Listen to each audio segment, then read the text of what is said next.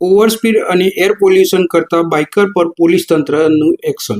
છેલ્લા ઘણા સમયથી સરકાર અકસ્માતની સંખ્યા ઘટાડવાના પ્રયત્નો કરી રહી છે, પણ અવારનવાર ઓવર સ્પીડના કારણે અનેક લોકો પ્રાણ ગુમાવી રહ્યા છે. તેના પુરાવા આપણે સોશિયલ મીડિયા પર અવારનવાર જોઈએ છીએ.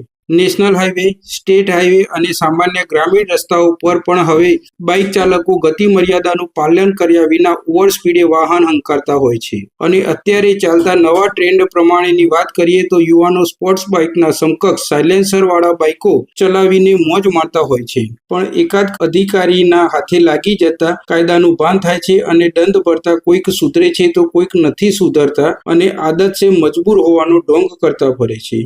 એવો જ એક બાઇક સવાર પ્રાંતિજના ભાખરિયા સ્ટેન્ડ પરથી એપ્રોચ રોડ તરફ ઓવર સ્પીડે આવી રહ્યો હતો. સ્પોર્ટ્સ બાઇકના સાયલેન્સરથી એર પોલ્યુશન કરતો જોવા મળ્યો હતો.